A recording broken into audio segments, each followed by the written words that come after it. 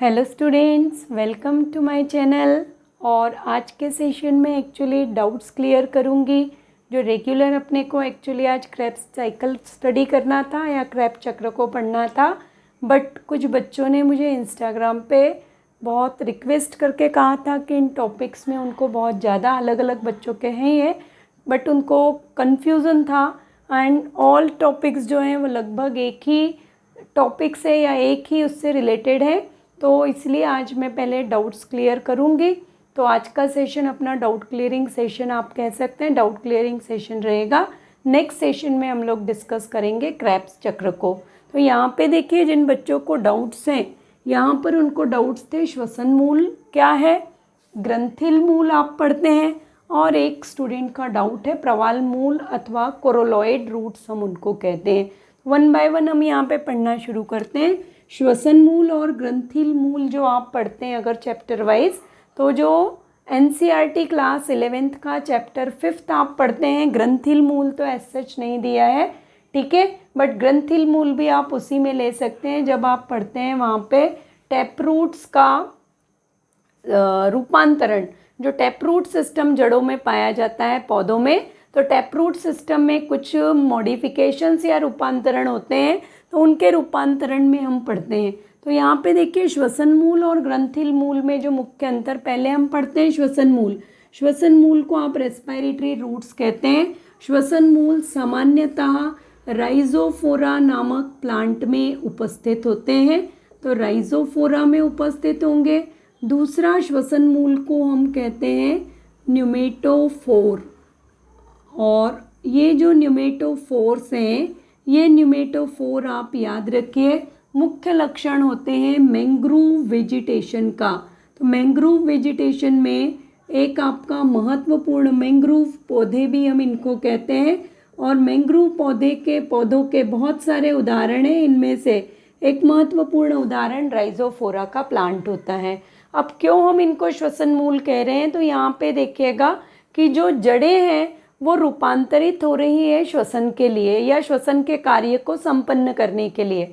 वास्तविक रूप में जड़ों का कार्य या मूल का कार्य होता है जल को अवशोषण करना, परंतु श्वसन मूल या राइजोफोरा, श्वसन मूल जहाँ पे राइजोफोरा में उपस्थित है, तो राइजोफोरा अथवा मैंग्रोव पौधों में ये जड़ें श्वसन की प्रक्रिया के लिए उत्तरदायी। अब क्या कारण है कि जड़ें जल अवशोषण ना करके जल श्वसन की प्रक्रिया में सहायक है? तो इसका मुख्य कारण है कि जो मैंग्रोव पौधे अथवा राइजोफोरा है, यह मुख्य रूप से जिन क्षेत्रों में उपस्थित होते हैं उन क्षेत्र के मिट्टी में, याद रखिएगा, मिट्टी में ऑक्सीजन की कमी पाई जाती है।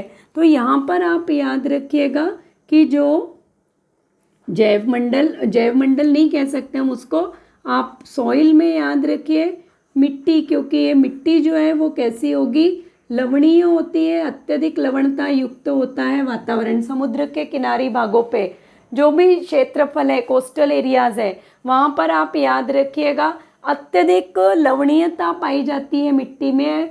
दलदली क्षेत्र जो है, दलदल के भागों में भी आप याद रखिए अत्यधिक लवणता होती है, और जहाँ भी लवणता मिट्टी में अधिक होगी वहाँ पर ऑक्सीजन की कमी पाई जाती है। तो ऑक्सीजन की मात्रा में कमी होती है, परिणाम स्वरूप जड़ें मॉडिफाई होती है या रूपांतरित होती है श्वसन की क्रिया को संपन्न करने के लिए। अब जब हम यहाँ पे ये पढ़ते हैं तो श्वसन मूल मुख्य रूप से याद रखिए जो टैपरूट्स हैं, टैपरूट की शाखा का रूपांतरण। दूसरा यहाँ पर याद रखिए कि ये जो शाखाएं होती है ये क्षैतिज रूप से वृद्धि करती। महत्वपूर्ण लक्षण फिर याद रखिए कि जो श्वसन मूल होती है, श्वसन मूल जब जमीन के अंदर या मिट्टी के अंदर वृद्धि करना प्रारंभ करते हैं, तो यहाँ पर ये शाखाएं क्षैतिज रूप से वृद्धि करती हैं। तो शाखाएं क्षैतिज वृद्धि प्रदर्शित करती है, अतः इन रूट्स को हॉरिजॉन्टल, ये क्वेश्चन भी पहले काफ़ी साल पहले आया है कि हॉरिजॉन्टल केबल रूट, ज़मीन के अंदर जैसे केबल वायर्स होते हैं वैसे ही ये जड़ें उपस्थित होती है, हॉरिजॉन्टल केबल रूट भी इन्हें कहा जाता है।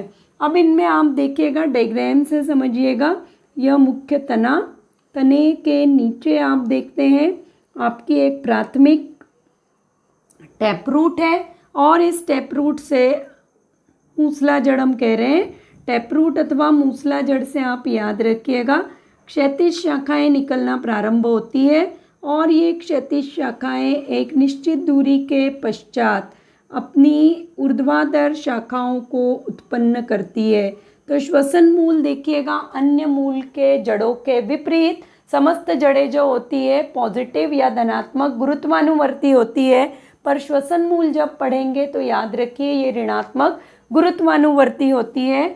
और ये श्वसन मूल आपके मिट्टी से ऊपर या ज़मीन से ऊपर एक स्टॉक के रूप में या छोटे छोटे तनों के रूप में आपको दिखाई देते हैं। तो कई दूर तक आपको मुख्य तने के आसपास इस तरह के स्टॉक्स के जैसी संरचनाएं उपस्थित दिखती है।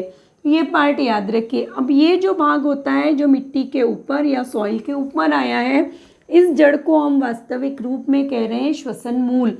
ये आपका हॉरिजॉन्टल केबल रूट और ये श्वसन मूल। श्वसन मूल इस भाग को आप क्या कह रहे हैं, इसे हम मुख्य रूप से कहते हैं न्यूमेटोफोर अथवा श्वसन मूल। और न्यूमेटोफोर्स में आप याद रखिए न्यूमेटोफोर्स में छोटे छोटे छिद्र उपस्थित होते हैं, इन छिद्रों को हम कहते हैं न्यूमेटोथोड्स। और ये जो न्यूमेटोथोड्स होते हैं ये न्यूमेटोथोड्स वायवीय श्वसन में अथवा आप कह सकते हैं श्वसनीय गैसों के न्यूमेटोथोड्स। तो न्यूमेटोथोड्स के द्वारा आप याद रखिएगा श्वसनीय गैसों का विसरण होता है या श्वसन की प्रक्रिया मतलब वायुमंडल से ऑक्सीजन को ग्रहण करके यह ऑक्सीजन जड़ों की कोशिकाओं तक पहुंचाई जाती है, क्योंकि मिट्टी में ऑक्सीजन की अत्यधिक कमी पाई जाती है। हेलोफाइट आप पढ़ते हैं, अत्यधिक सांद्रता या लवणता के जो क्षेत्र होते हैं उनको हम हेलोफिटिक कंडीशंस कहते हैं। तो हेलोफिटिक कंडीशंस में सामान्य रूप से जो मैंग्रोव पौधे मिलते हैं उन मैंग्रोव पौधों में आपको ये तंत्र मिलेगा, श्वसन मूल का तंत्र मिलता है। तो ये पार्ट इतना आप याद रखिएगा। और न्यूमेटोथोड्स किसके रूपांतरण है, तो न्यूमेटोथोड्स आप याद रखिएगा वात रंध्रों के रूपांतरण होते हैं। तो ये इतना पार्ट याद रखिएगा श्वसन मूल के लिए। ऑब्जेक्टिव के लिए अगर आपको याद रखना है तो रूपांतरण किसका है, तो मूसला जड़ या टैप रूट की जो शाखाएं होती है, प्राथमिक जड़ कभी भी इसमें रूपांतरित नहीं होती है। मूसला जड़ की प्राथमिक जड़ जीवन पर्यंत रहेगी, केवल परिवर्तन या रूपांतरण किस में हो रहा है, उनकी शाखाओं में हो रहा है।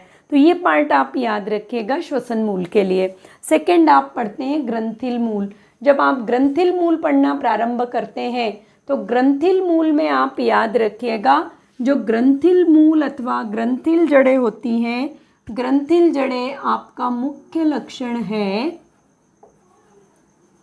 लेग्यूमिनेसी कुल के सदस्यों का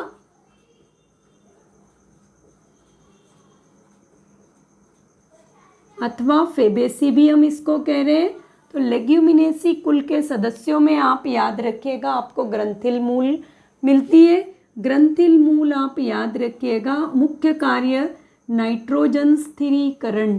नाइट्रोजन स्थिरीकरण करने के लिए जिन जड़ों का निर्माण होता है वह जड़ें कहलाती है ग्रंथिल मूल। वास्तविक रूप में बच्चों को कन्फ्यूज़न इसलिए है क्योंकि राइजोबियम आप पूरा पढ़ते हैं, एनसीईआरटी में भी मिनरल न्यूट्रिशन या पोषण जब आप पढ़ते हैं प्लांट फिजियोलॉजी के यूनिट्स में, वहाँ पे नाइट्रोजन स्थिरीकरण की पूरी प्रक्रिया आप पढ़ते हैं, पर वहाँ पे आप ग्रंथि का निर्माण पढ़ रहे हैं, जड़ों में ग्रंथियों का निर्माण, पर वह जड़ें ग्रंथिल मूल वहाँ पे सच आप नहीं पढ़ रहे हैं। तो ग्रंथिल मूल मतलब आप याद रखिए राइजोबियम जीवाणु की अत्यधिक वृद्धि के कारण नाइट्रोजन स्थिरीकरण संपन्न करने के लिए जड़ों में ग्रंथियों का निर्माण होता है, और वही लेग्यूमिनेसी कुल की पौधों की जो जड़ें हैं वो जड़ें आपकी कहलाती है ग्रंथिल मूल।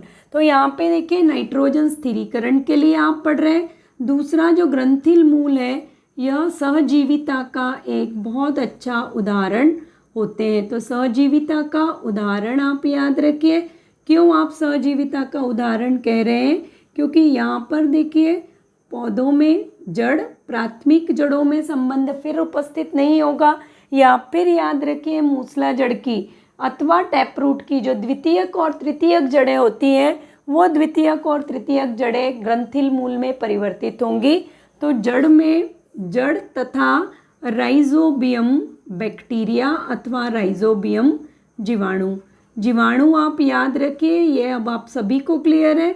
जीवाणु नाइट्रोजन का, वायुमंडलीय नाइट्रोजन का स्थिरीकरण करता है और नाइट्रोजन का स्थिरीकरण करके ये स्थिर नाइट्रोजन नाइट्रेट के रूप में किसको उपलब्ध कराता है? जड़ों को। जड़ें आप याद रखिए राइजोबियम जीवाणु को आवास तथा भोज्य को उपलब्ध कराती है। तो जड़ों के द्वारा आवास तथा भोज्य राइजोबियम जीवाणु को प्रदान किया जाता है। और जब यह राइजोबियम जीवाणु, प्राथमिक जड़ इसी प्रकार से उपस्थित होगी, पर जो द्वितीयक एवं तृतीयक जड़ें इस प्राथमिक जड़ से निर्मित होती है, तो उन जड़ों पर आप याद रखिएगा आपको ग्रंथियों के समान संरचनाएं दिखना प्रारंभ होती है। ग्रंथियों का कलर आप पढ़ते हैं लेग हीमोग्लोबिन के कारण।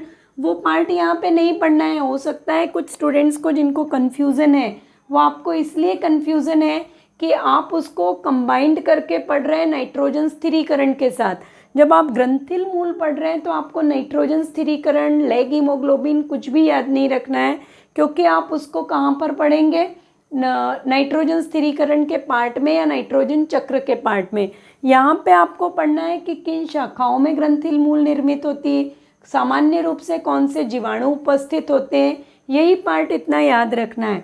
तो राइजोबियम जीवाणु ग्रंथियों का निर्माण करेंगे, जिसके कारण द्वितीयक एवं तृतीयक शाखाओं पर ग्रंथिनुमा अथवा नोड्यूल्स के जैसी संरचनाएं अपीयर होती है। और ये जो आपको रूट्स अपीयर होंगी, आप चने में, मेथी में, मटर में, इन सब पौधों में इन जड़ों को आप, इन ग्रंथिल जड़ों को आप आसानी से देख सकते हैं। तो ये पार्ट आप याद रखिएगा कि ग्रंथिल मूल नाइट्रोजन स्थिरीकरण करने वाली जड़ें सहजीविता का उदाहरण राइजोबियम जीवाणु की उपस्थिति के कारण द्वितीयक और तृतीयक शाखाओं में ग्रंथियों का निर्माण यहाँ पर पाया जाता है।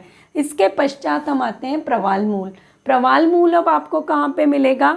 जब आप जिम्नोस्पर्म और अनावृत्त बीजी पढ़ते हैं पादप जगत में, तो पादप जगत में जब आप अनावृत्त बीजी में साइकस का उदाहरण पढ़ते हैं, तो साइकस में याद रखिएगा प्रवाल के जैसी संरचनाओं का निर्माण होता है जड़ों में, इसलिए इसको हम कहते हैं प्रवाल मूल। ठीक है, अब जब आप यहाँ पे पढ़ रहे हैं, और प्रवाल किससे बनते हैं? प्रवाल आपने कहाँ पे पढ़ा है? जो सिलेंट्रेटा के कुछ सदस्य होते हैं, सिलेंट्रेटा के कुछ सदस्यों के द्वारा कोरल का अथवा प्रवाल का निर्माण किया जाता है, और जड़ों का आकार किसके समान हो जाता है? प्रवाल के समान, इसलिए इन जड़ों को हम कहते हैं प्रवाल मूल। अब कोरोलॉइड रूट अगर आप पढ़ रहे हैं, तो कोरोलॉइड जड़ें आप उदाहरण से इनको याद रखिएगा। ये मुख्य रूप से साइकस आपका उदाहरण है अनावृत्त बीजी का। तो ये आपको कहाँ पे मिलेगा? अनावृत्त बीजी अथवा साइकस में। दूसरा जो कोरोलॉइड रूट है, ये भी आप याद रखिए, यह पुनः सहजीविता का एक उदाहरण होता है। प्रवाल मूल में आप याद रखिए, जब आप प्रवाल मूल पढ़ते हैं तो प्रवाल मूल में दो तरह के जीवों का सहसंबंध है। एक तो साइकस की जड़ मतलब याद रखिए जड़ों में उपस्थित कॉर्टेक्स कोशा। तो कॉर्टेक्स कोशा आप याद रख सकते हैं, या जड़ याद रखिए, जड़ की कोशिका आप याद रख सकते हैं। दूसरा साइनोबैक्टीरिया आपने पढ़ा है या नील हरित शैवाल पढ़ा है, तो साइनोबैक्टीरिया अथवा इसी को हम कहते हैं ब्लू ग्रीन एल्गी। तो साइनोबैक्टीरिया और कॉर्टेक्स की कोशिकाओं के बीच में साइकस के जो सहसंबंध है, वह सहसंबंध आपका कहलाता है प्रवाल मूल। इस अवस्था में आप याद रखिए साइनोबैक्टीरिया अत्यधिक वृद्धि करते हैं कॉर्टेक्स की कोशिकाओं में। साइनोबैक्टीरिया की अत्यधिक वृद्धि प्रवाल के समान संरचना का निर्माण करती है। तो बाहर से देखने पर आपको जड़ें प्रवाल के समान संरचना प्रदर्शित करती है। साइनोबैक्टीरिया किस तरह से सहजीविता में सहायक है, तो ब्लू ग्रीन एल्गी, नील हरीश शैवाल आप कह सकते हैं। नोस्टॉक मुख्य रूप से साइकस की जड़ों में उपस्थित होता है, तो ये पुनः आप याद रखिएगा नाइट्रोजन स्थिरीकरण के लिए उत्तरदायी है, और नाइट्रोजन स्थिरीकरण करके नाइट्रोजन की मात्रा को नाइट्रेट के रूप में साइकस की जड़ों में उपलब्ध करते हैं। और साइकस आप याद रखिए नील हरित शैवाल को आवास व शर्करा के रूप में भोज उपस्थित करते हैं। तो शर्करा के रूप में आप याद रखिएगा ये क्या करेंगे, भोज्य को उपस्थित करते हैं। तो ये भोज्य किसको प्रदान किया जाएगा, नील हरित शैवाल को। और नील हरित शैवाल आप याद रखिए कॉर्टेक्स की कोशिकाओं को नाइट्रोजन को स्थिर करके उपलब्ध कराते हैं। तो अगर आप यहाँ पे डायग्राम देखते हैं तो यहाँ पर प्राथमिक जड़ टैपरूट सिस्टम ही है, साइकस में भी आप याद रखिएगा। और अत्यंत वृद्धि के कारण यहाँ पे आपको अनियमित आकार की जो द्वितीयक और तृतीयक जड़ें हैं उनके चारों तरफ भी प्रवाल के जैसी संरचनाएं दिखना प्रारंभ होती है, और इस कारण से इन जड़ों को हम कहते हैं प्रवाल मूल। तो ये पार्ट आप याद रखिएगा कि प्रवाल मूल साइकस में है नाइट्रोजन स्थिरीकरण के लिए। ग्रंथिल जड़ें द्विबीजपत्रीय लेग्यूमिनेसी कुल के पौधों में है, ये भी नाइट्रोजन स्थिरीकरण के लिए है। और यहाँ पर श्वसन मूल नाम प्रदर्शित कर रहा है कि श्वसन मूल जो है वो किसके लिए उत्तरदायी है, श्वसन की क्रिया के लिए, क्योंकि ऑक्सीजन की मिट्टी में अत्यधिक कमतरता पाई जाती है। और अगर आप जड़ के मॉडिफिकेशन या रूपांतरण के रूप में देखते हैं तो तीनों ही आप याद रखिए किसके रूपांतरण हैं, तीनों ही मुख्य रूप से मूसला जड़ अथवा टैपरूट के रूपांतरण के रूप में आप पढ़ सकते हैं। तो जिन भी स्टूडेंट्स को डाउट था वो इसको इस सेशन के थ्रू डाउट्स क्लियर कर लीजिए। इसके बाद भी अगर आपको कहीं कुछ पार्ट समझ में नहीं आ रहा है तो आप कमेंट कर सकते हैं या मुझे इंस्टाग्राम पे पूछ सकते हैं। सेकेंडली दूसरे और भी जो बच्चे हैं जो कंटिन्यू मेरे साथ सेशंस के साथ जुड़े हुए हैं हिंदी मीडियम से, और अगर इंग्लिश मीडियम के भी देख रहे होंगे, तो उन सभी को मैं कहूँगी कि आपको अगर किसी अनदर टॉपिक में भी डाउट्स आ रहे हैं, ऐसा नहीं है कि जो हम यहाँ पे पढ़ रहे हैं इन टॉपिक्स के अलावा जो हम पढ़ रहे हैं, आप अपने लेवल पे कोई टॉपिक पढ़ रहे हैं या इतने सालों से पिछले सालों से आपने पढ़ा है और कहीं आपको 11th के सिलेबस में 12th के सिलेबस में किसी टॉपिक में अगर डाउट है तो आप मुझे इंस्टाग्राम पे भी बता सकते हैं पर्सनली। तो अगर वो डाउट वहाँ पे क्लियर करने का हुआ तो मैं वहीं क्लियर कर देती हूँ, और इन केस अगर डाउट क्लैरिफिकेशन के जैसा नहीं रहेगा तो एक सेपरेट डाउट क्लियरिंग सेशन आपके लिए लेके वो डाउट्स क्लियर कर देंगे। तो feel free to ask the doubt. And next session में हम पढ़ेंगे क्रेब्स चक्र, और क्रेब्स चक्र के द्वारा उत्पन्न होने वाली ऊर्जा का मान कि कितने एटीपी क्रेब्स चक्र के प्रत्येक क्रेब्स चक्र में उत्पन्न होते हैं, और लिंक रिएक्शन पढ़ना है तो पहले लिंक रिएक्शन और फिर क्रेब्स चक्र पढ़ेंगे। नेक्स्ट सेशन तक मोटिवेट रहिए, हार्ड वर्क करते रहिए, और जो न्यू स्टूडेंट्स चैनल से कनेक्ट हो रहे हैं उनको काइंडली रिक्वेस्ट है कि subscribe my channel, like my videos and share my videos.